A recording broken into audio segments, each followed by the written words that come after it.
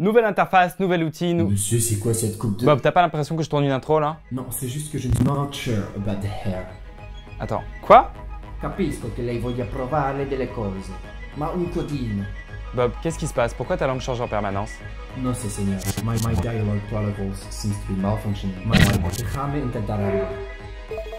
Sekarang kalian akan bisa mengerti apa yang saya katakan donna dengan demo. Ah, les sous-titres, c'est toujours aussi pratique. Et on va en parler à nouveau parce que Premiere a complètement changé son outil et on va redécouvrir ça ensemble.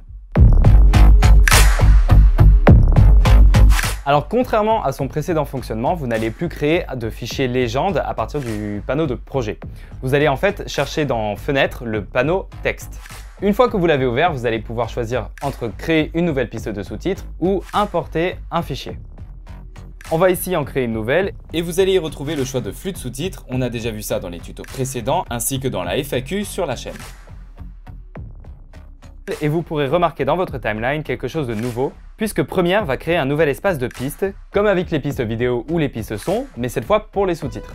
Elle s'ajuste automatiquement pour rester en haut de votre panneau de séquence. À partir de là, pour créer un sous-titre, ça va être très simple. Vous venez cliquer sur le plus en haut du panneau texte et vous allez pouvoir écrire le contenu de votre sous-titre. Premiere va créer un élément de sous-titrage au moment où vous avez placé votre tête de lecture. Pour en créer un nouveau, décalez votre tête de lecture et appuyez à nouveau sur le plus. Mais la création de sous-titres ne s'arrête pas là parce que vous allez pouvoir créer plusieurs pistes de sous-titrage pour par exemple définir plusieurs langues. Vous pouvez créer une nouvelle piste avec un clic droit dans la marge de la séquence et vous pouvez les renommer afin de retrouver facilement la piste qui vous intéresse.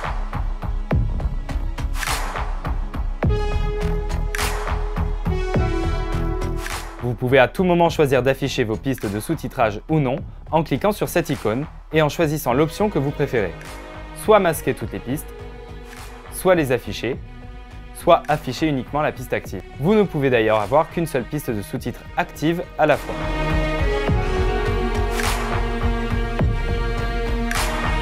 Alors désormais, ajuster vos sous-titres va être très simple. Pourquoi? Parce qu'en fait, Premiere va vous créer des éléments que vous allez pouvoir ajuster de la même façon que tous les autres éléments dans votre séquence. Alors non seulement vous allez pouvoir déplacer vos éléments de sous-titres très facilement, mais en plus vous allez pouvoir utiliser les mêmes outils de montage pour pouvoir les modifier, les couper, les allonger, les raccourcir, etc. Supposons qu'un de vos sous-titres soit trop long par exemple. Vous pouvez fractionner l'élément en deux et supprimer les parties que vous souhaitez. Vous pouvez aussi utiliser l'outil de coupe pour pouvoir couper un élément directement dans votre timeline. Ça va donner exactement le même effet.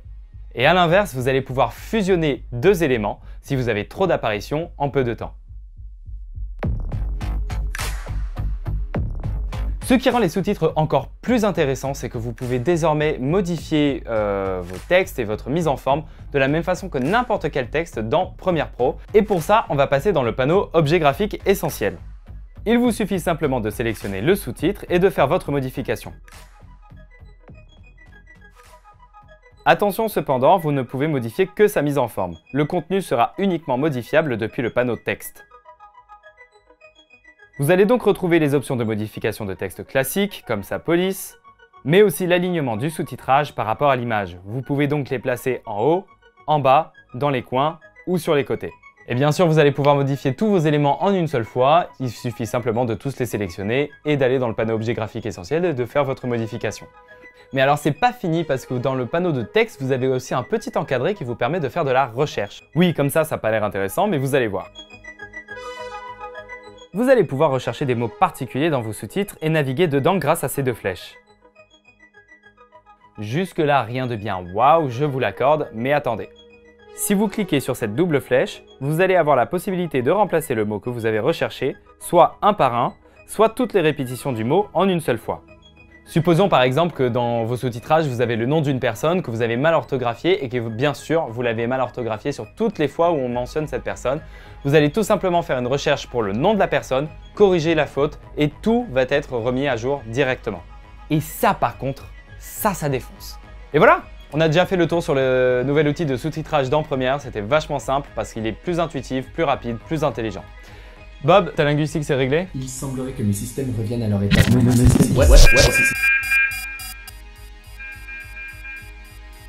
Bob?